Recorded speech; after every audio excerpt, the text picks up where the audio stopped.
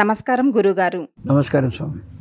ఈ ఆధ్యాత్మిక మార్గంలోనికి మీరు ఎలా వచ్చారు? ఆధ్యాత్మికత అంటే పూజలు చేయడం, లేదంటే ఏదైనా హోమాలు చేయడం, లేదు అంటే 10 మందికి ఆధ్యాత్మికంగా ఈ దేవుడి గురించి, వేరే పురాణాల గురించి తెలిపించడము అన్న భావనతోటే జీవించానండి.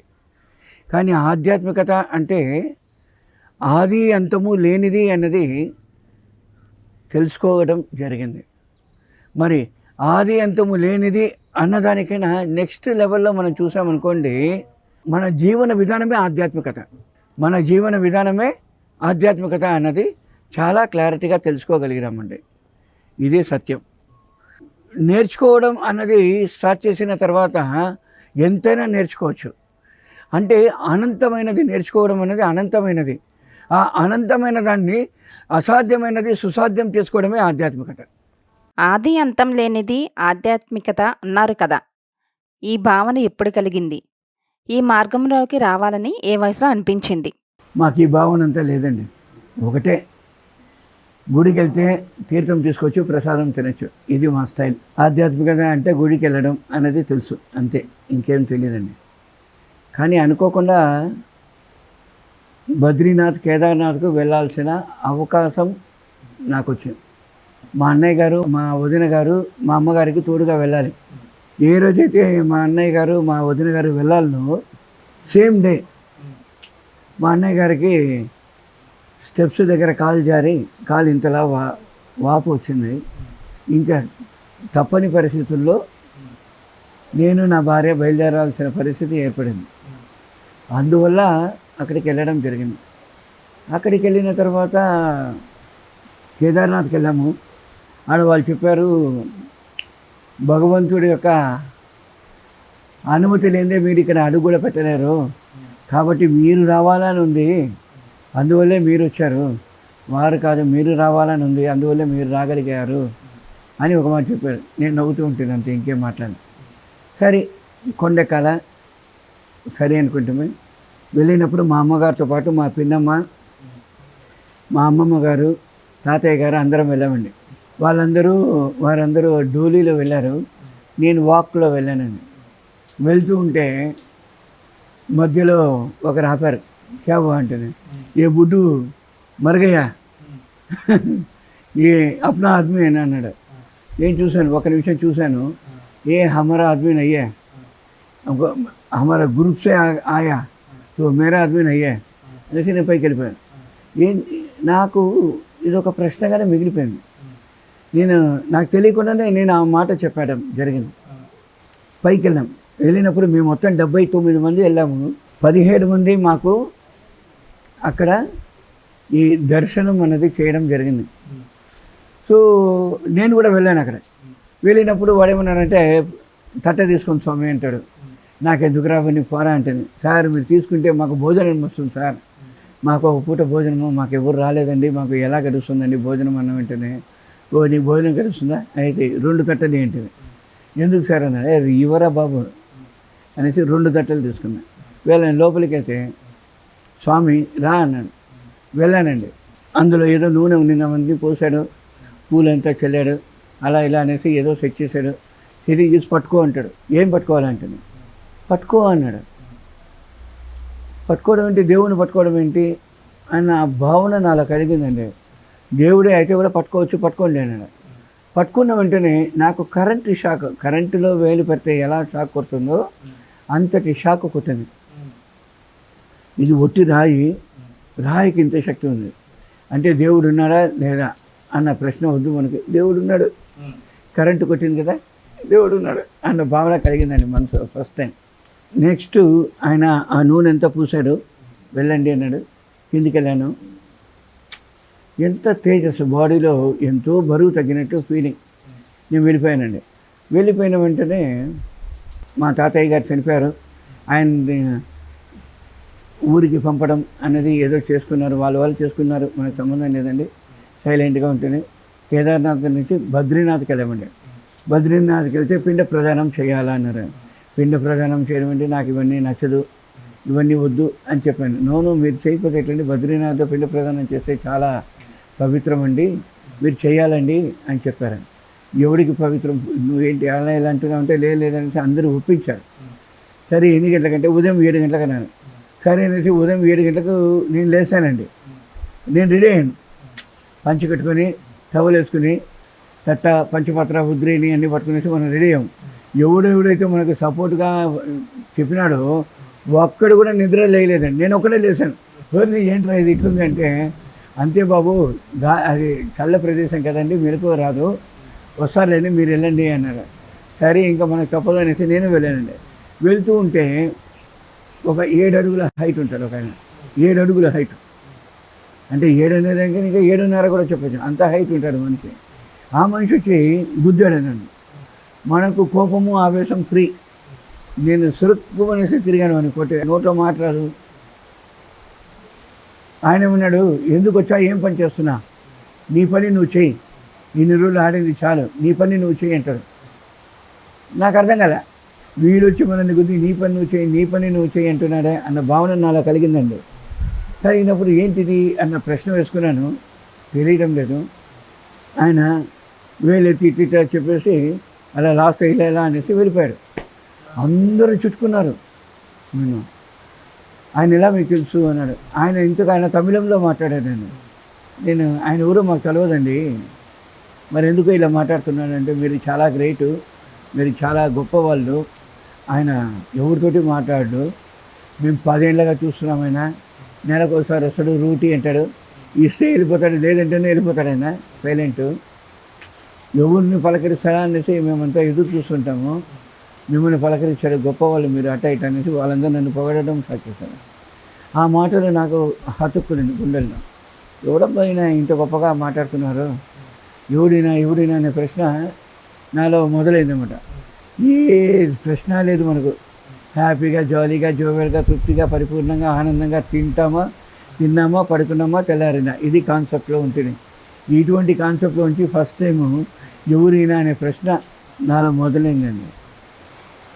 నాకు ప్రశ్నగానే ఉండింది, ఏంట్రా ఇంతమంది మనల్ని ఇంతగా పొగిడారు, అసలు ఎవరైనా అనేసి నేను ప్రశ్నించుకుంటూనే ఉంటుంది.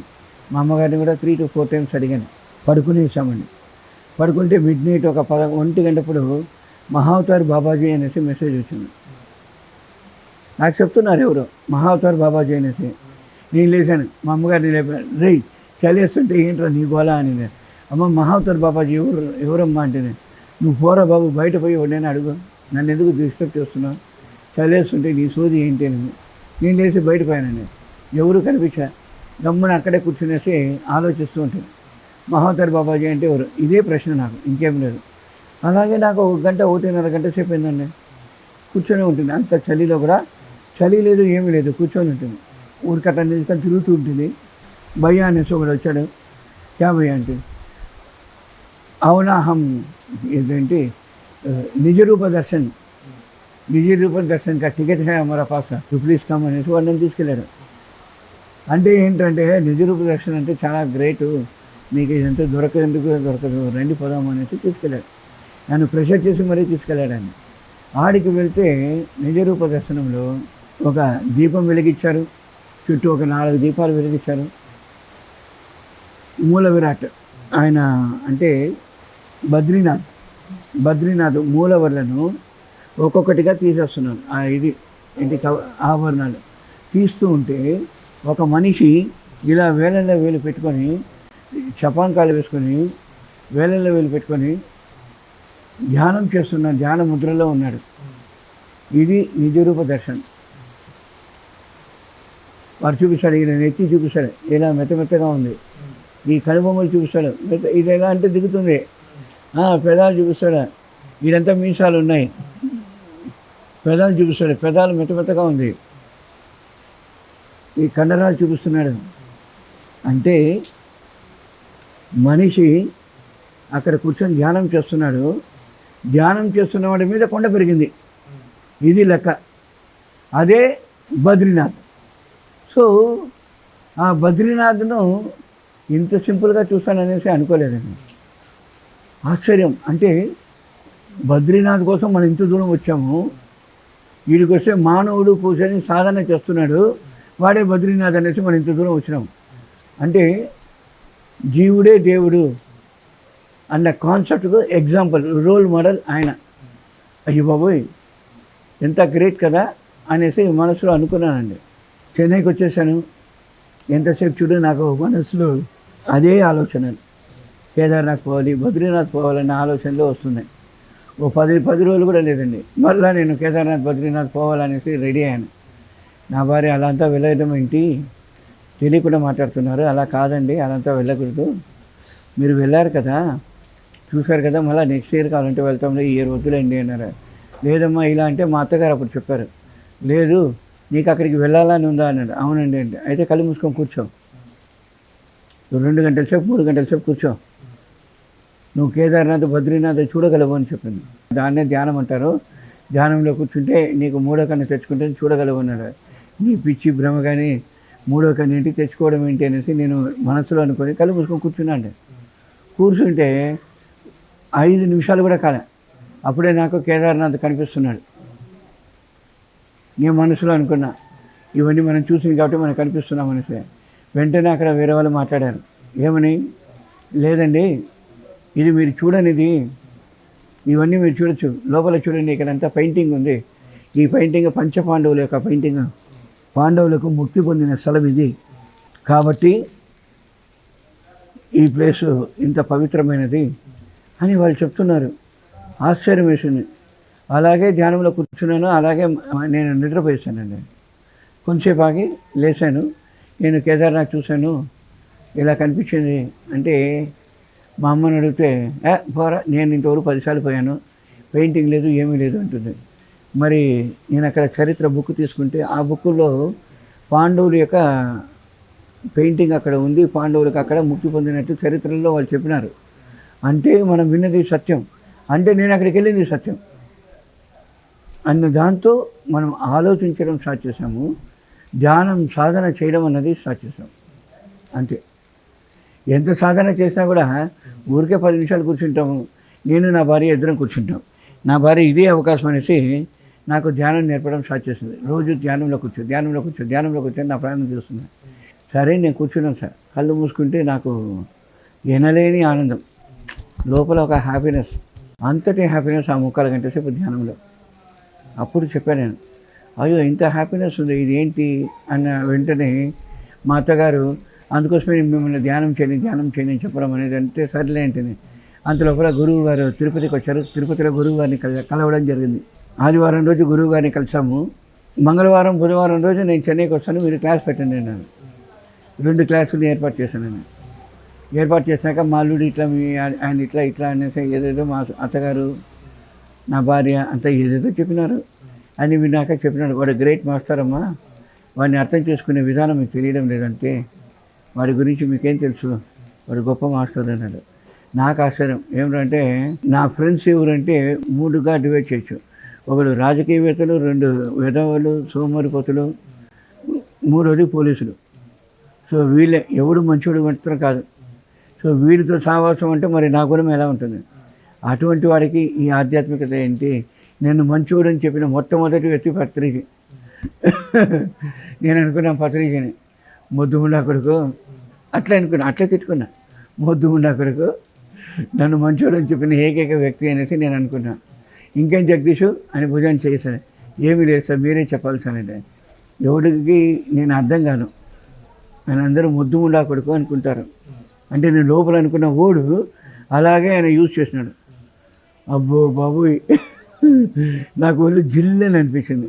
అయిపోయిందని ఆ నిమిషం పత్రిజీ గారికి నన్ను సరెండర్ చేసుకున్నాను సార్. ఇంతవరకు వెనక్కి కూడా తిరిగి చూడలే. గురువాక్య పరిపాలన తెలిసినంత ఒకటే, గురువాక్య పరిపాలన. గురువు అంటే పత్రిజీ. ఎంతోమంది గురువులు, యోగులు, మహర్షులు, ఋషులు, దేవతలు, అవధూతలు ఎంతమంది ఉన్నా కూడా వీరందరినీ మనం పరిచయం చేసినవాడు గురువు. ఆ గురువుకు తని మర్యాద కదండి. ఆ గురువే మనకు మూలం, ఆ గురువే మనకు మార్గం. కాబట్టి ఆ గురువుకు మనం ఎంత చేసినా తక్కువే అన్న ఒక క్లారిటీ ఆ నిమిషమే కలిగిందండి. అలాగే జీవిస్తున్నా ఈరోజు వరకు. ధ్యానం చేయడం ద్వారా నిజంగానే ఆత్మదర్శనం జరుగుతుందా? ఈ ఆత్మ దర్శనం తెలుసుకోవడము, ఆత్మల గురించి మాట్లాడడం ఇవన్నీ నేను తెలుసుకోలేదు సార్. ఒకటే తెలుసుకున్నాను సార్. వాడు వెలవగా ఉండండి, మూర్ఖుడుగా ఉండండి, నికృష్టుడుగా ఉండండి, రోగిగా ఉండండి, ఎటువంటి వాడైనా ఉండండి, యోగిలా మారతాడు. అదే గురువు ఇచ్చిన మార్గం. అదే ఆనాపానసతి ధ్యానం. అదే నేర్చు. ధ్యానులు తమకు దేవుళ్ళు కనపడుతున్నారని చెప్తారు కదా! అది నిజమేనా? 100% అవన్నీ నిజమే సార్. నేను కూడా ఎంతోమంది గురువులతో నేను మాట్లాడడం జరిగింది. మహావతార్ బాబాజీ గారితో నాకు రెగ్యులర్ కాంటాక్ట్ ఉంది. అలాగే నాకు జీసస్ క్రైస్ట్తో డిస్కస్ చేయడం అనేది జరిగింది. ఆ తర్వాత అగస్త్య మహామునితో మంచి కనెక్టివిటీ అనేది ఉన్నది. ఇవన్నీ నాకు జరిగినాయండి. ట్రూత్. ధ్యానంలో మహాత్ములతో కనెక్ట్ అయినప్పుడు మీరు ఎలాంటి సందేశాలు తీసుకుంటారు?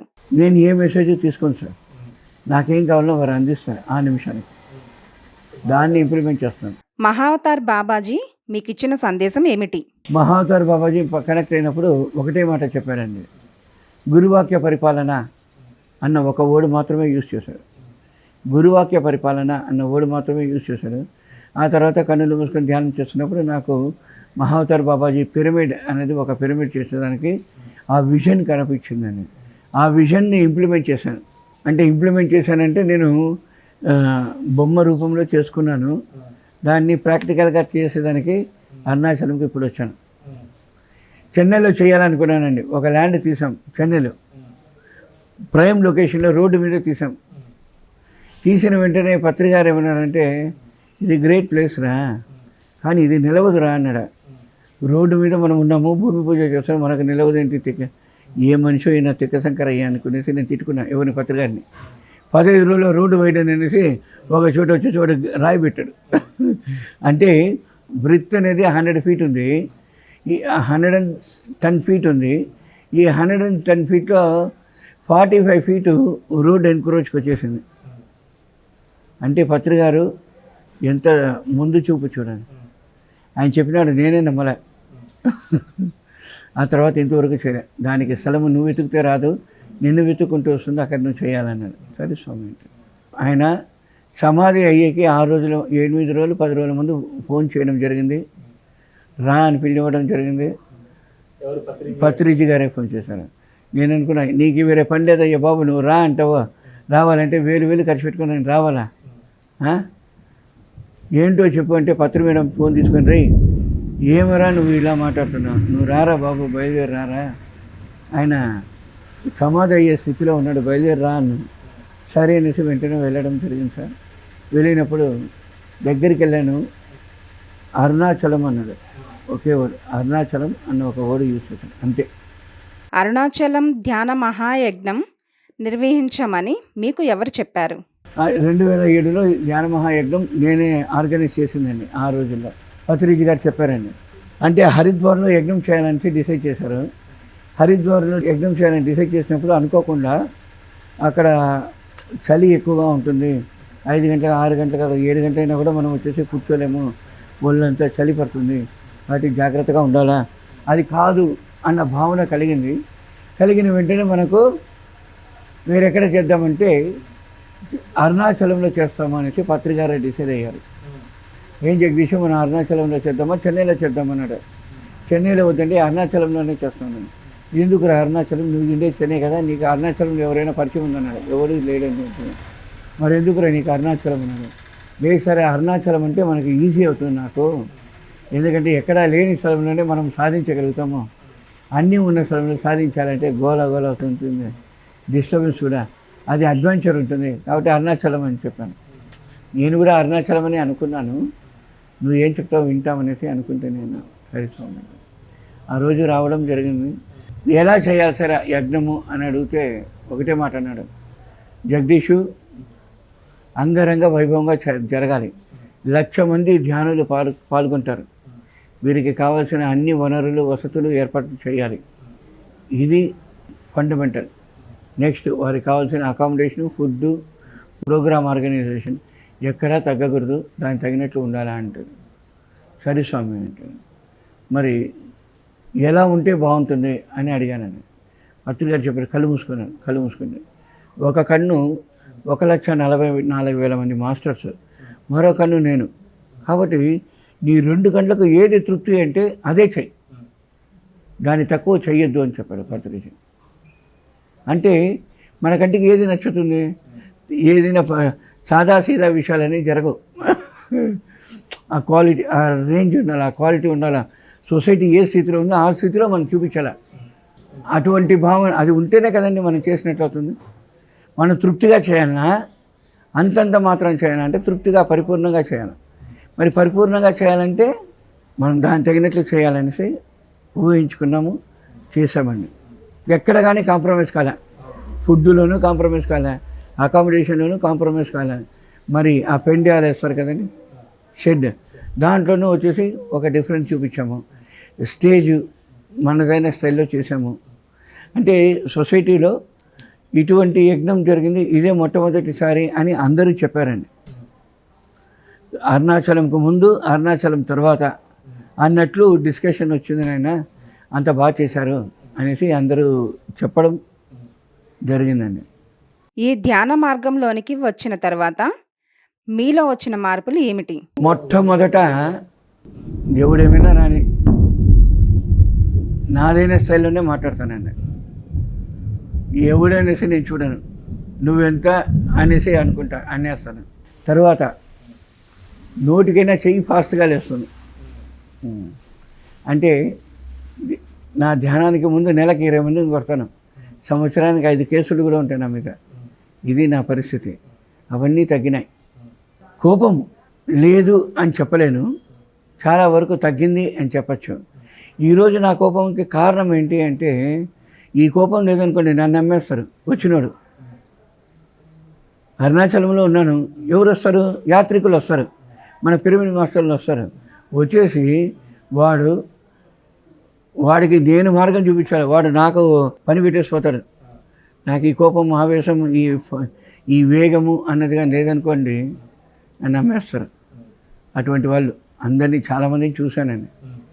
ఇవన్నీ ఉండాలి, కోపం ఉండాలి, ఆవేశం ఉండాలి, ఆక్రోశం ఉండాలి, ఆ చేతి దురుసు అనేది ఉండాలి అంతే. ఎక్కడ కానీ వాడకూడదు. అవసరానికి దానిని మనము అస్త్రంలా వాడాలి అని గురువుగారు చెప్పారండి. మీరు పునర్జన్మలను నమ్ముతారా? పునర్జన్మలను నమ్ముతానో లేదో నాకు తెలియదండి. ఇది మాత్రం నాకు పునర్జన్మే.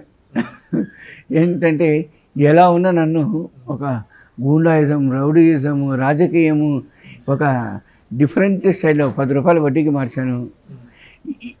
ఎదుటివాడి యొక్క రక్తం తాగిన ఒక రాక్షస స్థితి నుంచి మానవ స్థితికి, మాధవ స్థితికి ఎదుగుతున్న సోల్ అన్నమాట. ధ్యాన సాధనలో గత జన్మలను తెలుసుకోవచ్చు అంటారు కదా, మరి మీరు తెలుసుకునే ప్రయత్నం చేశారా? నేను ప్రయత్నం ఏం చేయలేదండి, కానీ గత జన్మలను నేను చూసుకోగలిగాను.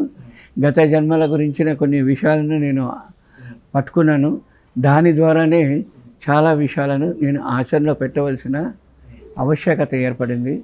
మన ఆచరణ విధానాలన్నీ వాసనలు, గత జన్మ వాసనలే ఈరోజు మనం ఇలా ఉన్నాము అన్నదానికి మూలం. అది మాత్రం నిజం. పత్రిజీ గారి దగ్గరికి వచ్చి పత్రిజీలా ఉండాలనుకుంటున్నారే కానీ పత్రిజీ చెప్పినది ఆచరణకు తేవాలన్న స్థితిలో ఎంతమంది ఉన్నారంటే వేలల్లో మనం కౌంట్ చేయొచ్చు. నేను ధ్యానం చేస్తున్నా, నేను ఆర్గనైజ్ చేస్తున్నాను, నేను ఇంత గొప్పవాడు, మాటల్లో సూర్యుడు, చేతల్లో శూన్యుడు. ఇది ఈరోజు స్థితి. పత్రిగారి తర్వాత చాలామంది గురువులు వెలిసారు. మీరు కూడా నన్ను అన్నారు గురువు అనేసి. నేను గురువు కాదండి, పత్రిక గారికి శిష్యుడిని. అదే నిజం. పత్రిజీ కూడా తాను గురువు అని ఒప్పుకోలేదు కదా? అదే కదా, అది నిజం. మరి ఆయన దగ్గర మేము పెరిగినాము, ఆయన యొక్క వాసనలు మాకు ఉంటాయి కదండి, ఆయనతోటే ఉన్నాం కాబట్టి. 2004 నుంచి 2012 వరకు చాలా దగ్గరగా ఉంటుంది పత్రిజీ గారితో. 2012లో పత్రిజీకి మీరు ఎందుకు దూరం అయ్యారు? నేను దూరం కాలేదండి. అంటే పత్రిజీ గారు చెప్పాడు 2012 ధ్యాన జగత్ అయిపోతుంది, ఆ తర్వాత నీకు ఫ్రీడమ్. నేను కూడా అక్కడ కూర్చొని జీన్స్ ప్యాంట్ టీ షర్ట్ వేసుకొని సిగరెట్ నోట్లో పెట్టుకొని నేను ఊదుతూ నిలుచుకుంటాను, నువ్వు నా పక్కన ఉండాలి అన్నాడు. ఆ రోజు కూడా నేను కూడా జీన్స్ ప్యాంటు వేసుకుంటాను, నన్ను వదిలేసే తండ్రి అంటే. సరే రే నీకెందుకురా 2012 వరకు ఉండు, ఆ తర్వాత సంగతి ఆలోచిస్తామన్నాడు. నేను 2012 వరకు ఉన్నానండి. ఆ తర్వాత నేనే చెప్పాను, సరే ఈరోజు వరకు నేను ఉన్నాను, రేపటి నుంచి వేరెవరైనా ఉంటారు, ఎవరో ఒకరిని మనం రెడీ చేద్దాంలే అండి, ఆర్గనైజర్స్గా రెడీ చేద్దాం అనేసి అంటే తమాషాగా అన్నాడు.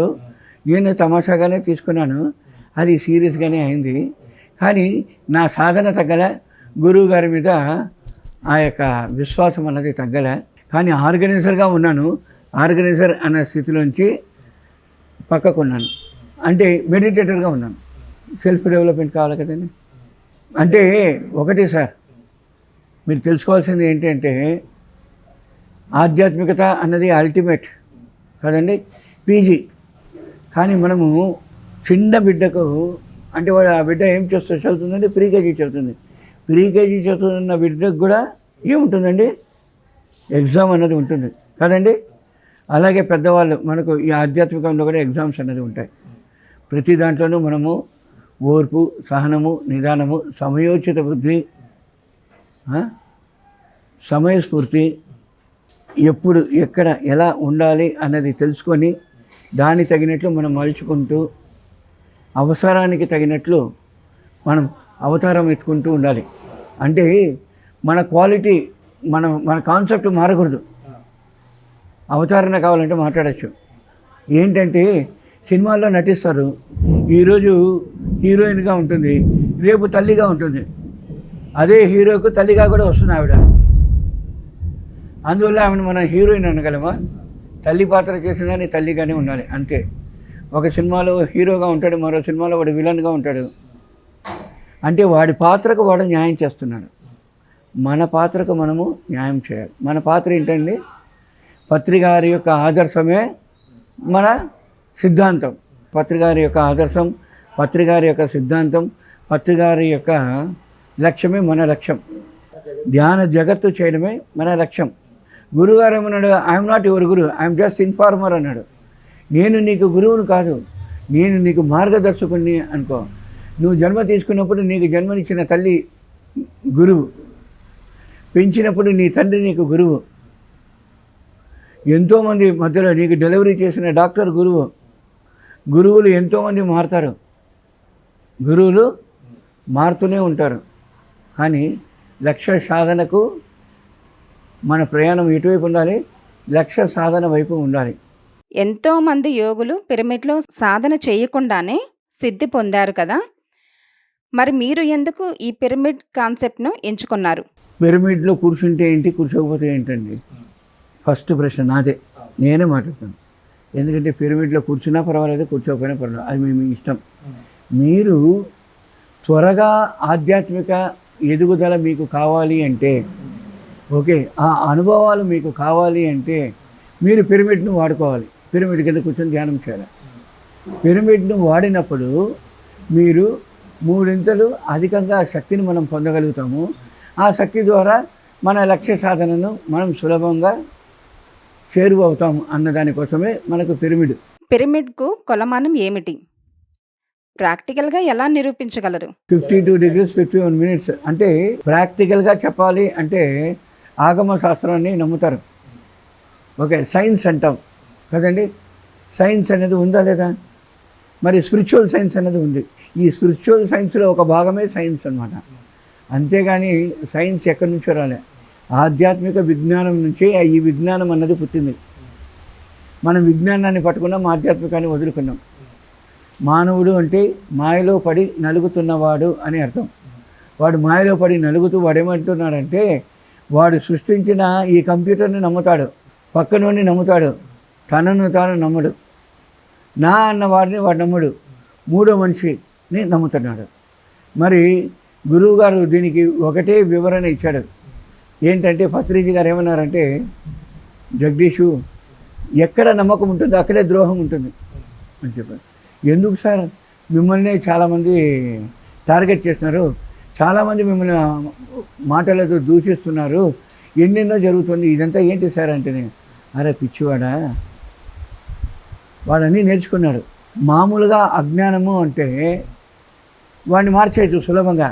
ఆధ్యాత్మికంలో ఉన్నవాడికి అహంకారంతో కూడిన అజ్ఞానం, వాడు మారడు.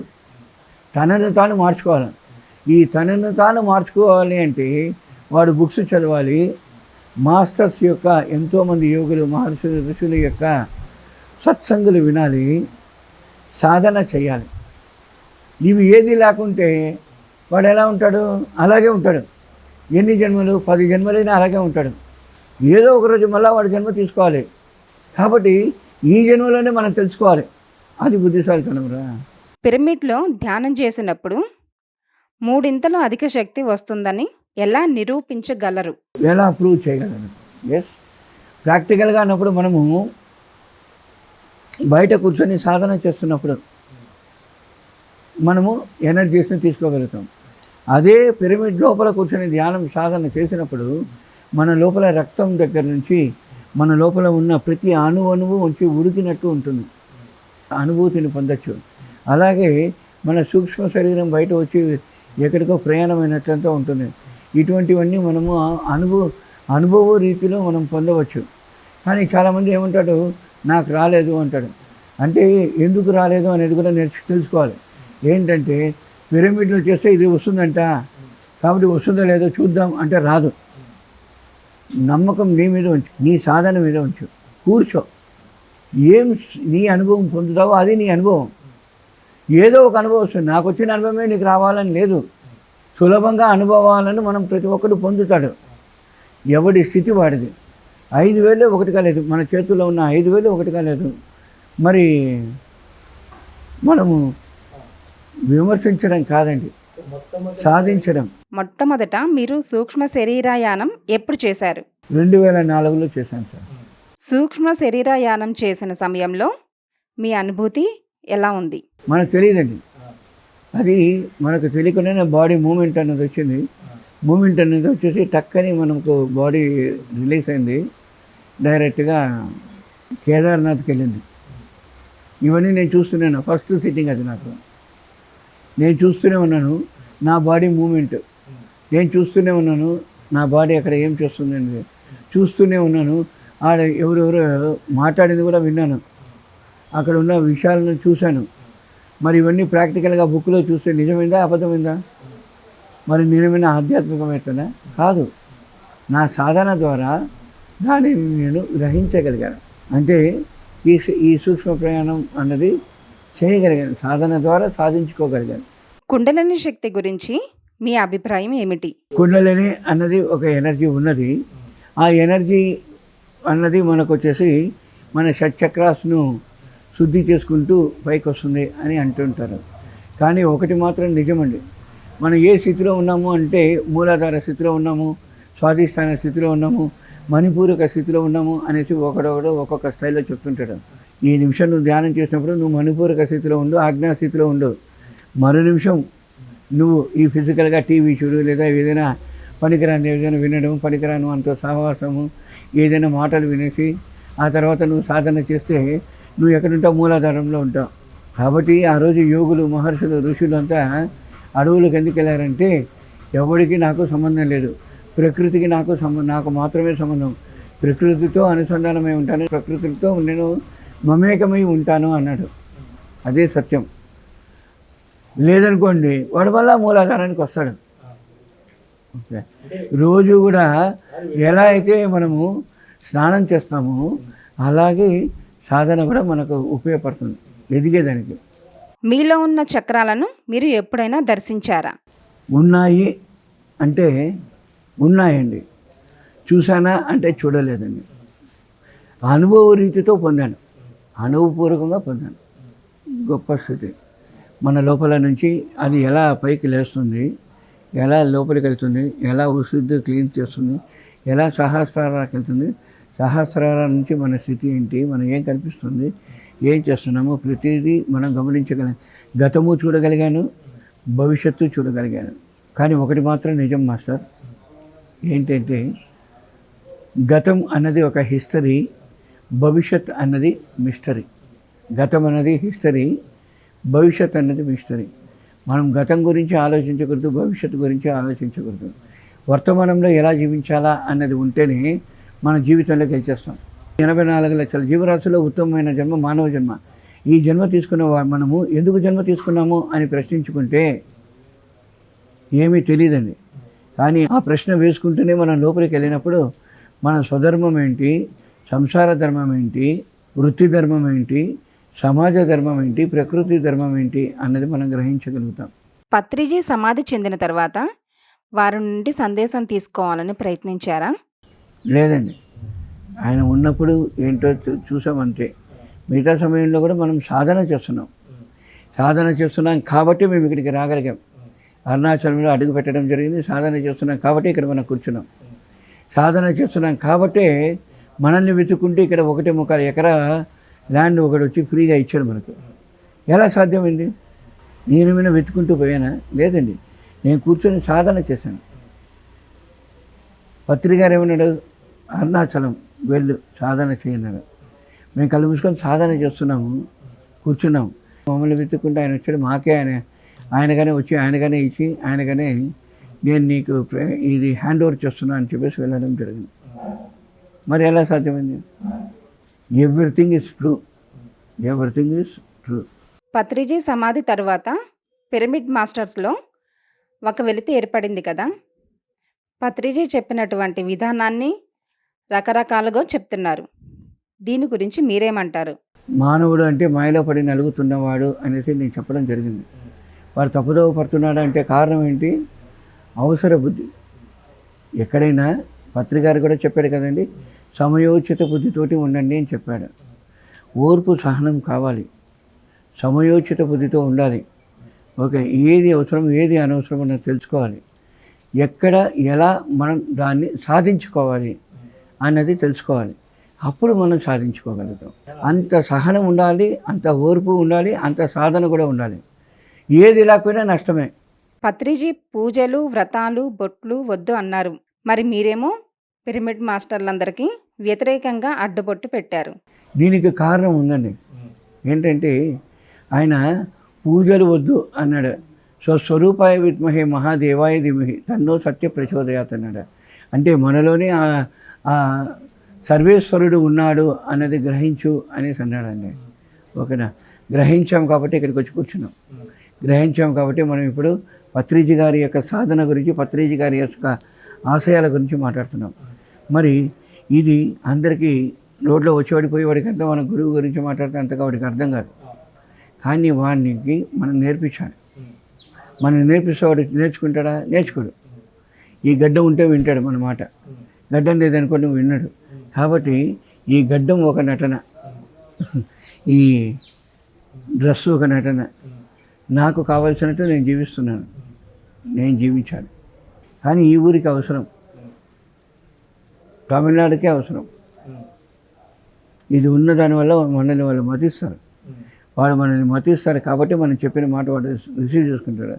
వాడు ఆ మాట రిసీవ్ చేసుకుంటాడు కాబట్టి వాడిలో ఆ యొక్క పరిణామక్రమ ఇంకా వాడు సాధన ద్వారా తనను తాను ఇంప్లిమెంట్ చేసుకునేదానికి కావాల్సిన శక్తిని పొందుతాడు, మార్గాన్ని పొందుతాడు.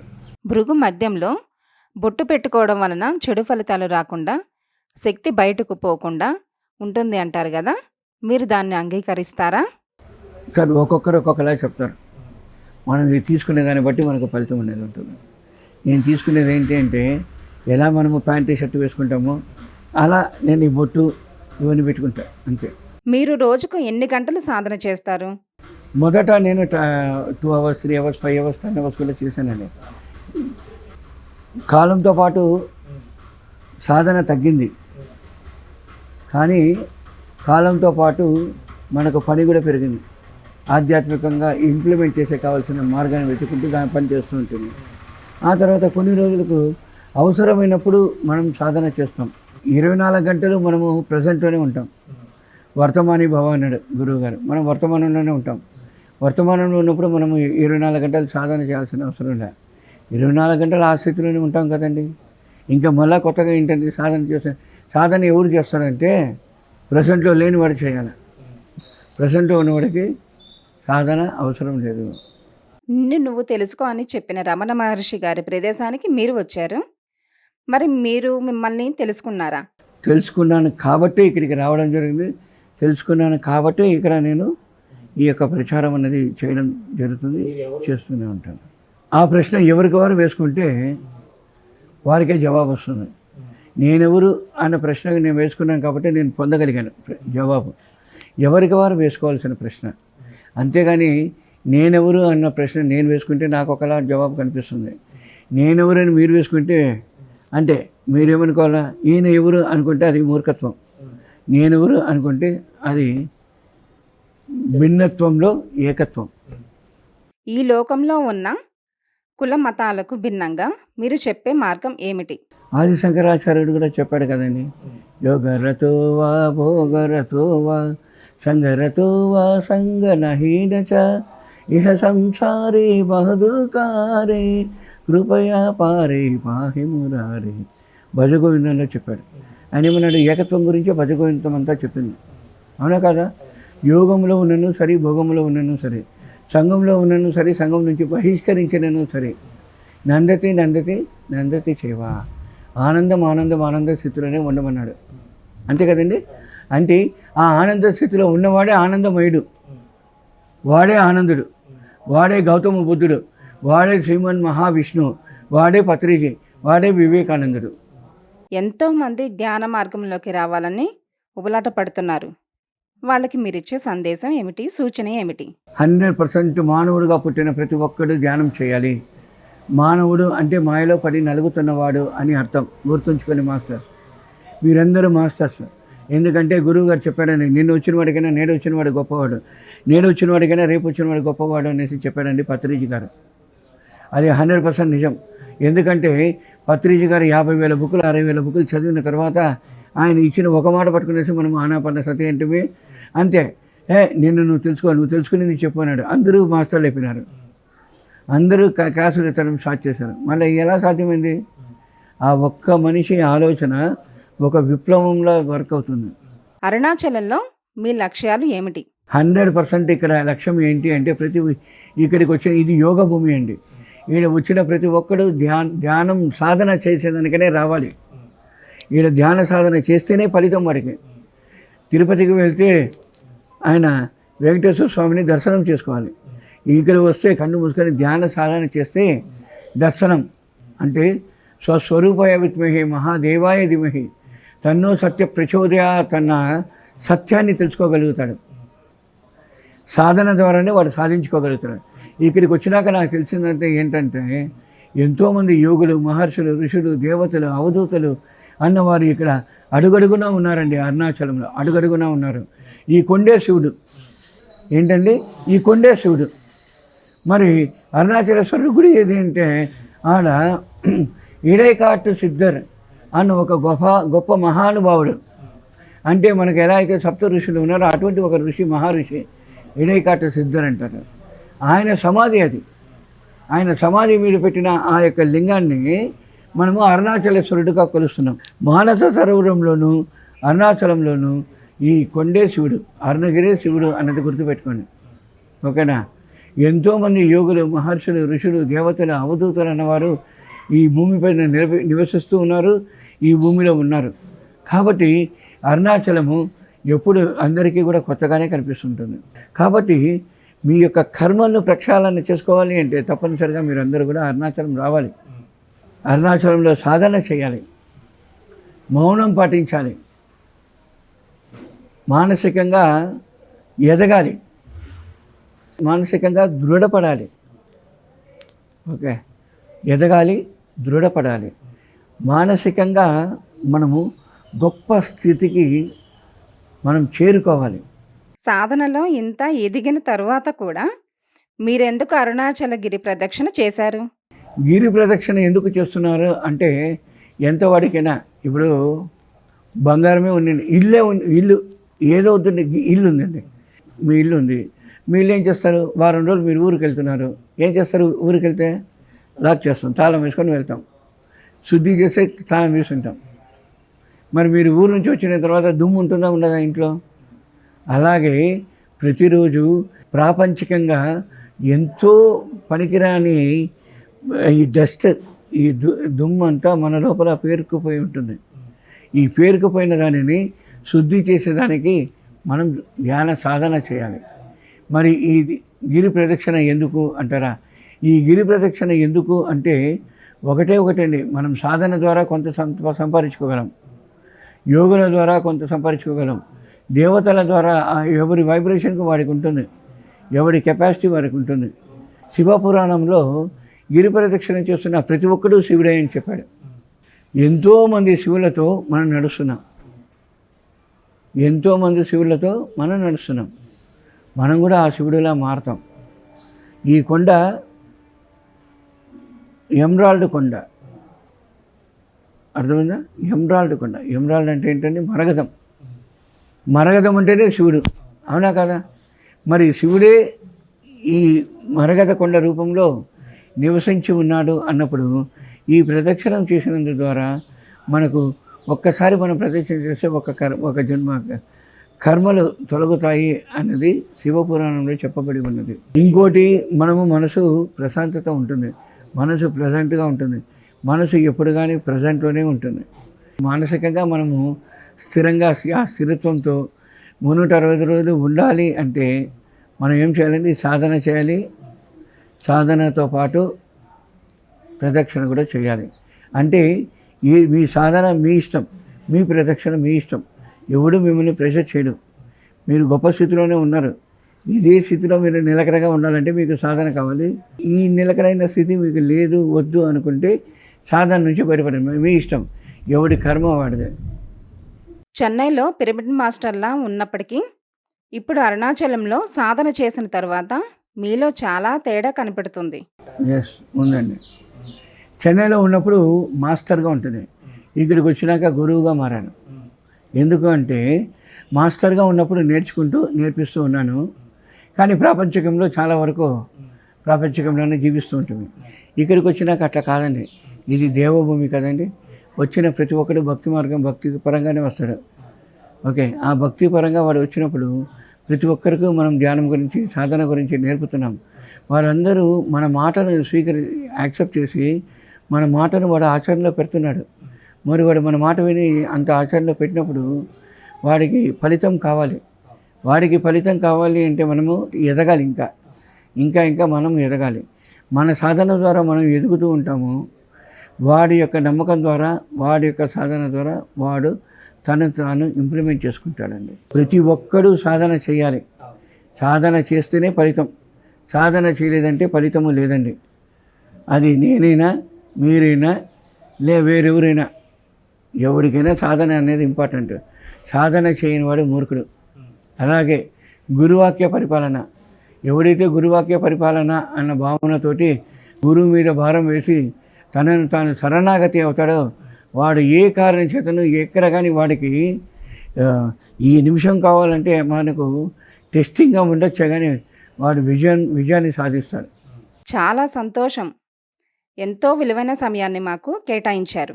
మరలా అరుణాచలంలో అనుభవాలతో మళ్ళీ కలుద్దాం. అరుణాచలం గురించి మాట్లాడండి. అరుణాచలంకు ఒక ఎపిసోడ్ తీసుకోండి. అందులో చాలా విషయాలు నేను అరుణాచలం గురించి చెప్పగలను. యోగుల గురించి, మహర్షుల గురించి, అవధూతల గురించి, ఈడున్న ఈ యొక్క ఎన్నో సమాధుల గురించి, అన్ని వాటి గురించి, వాటి ఫలితాల గురించి మనం వివరణ తీసుకోగలుగుతాం.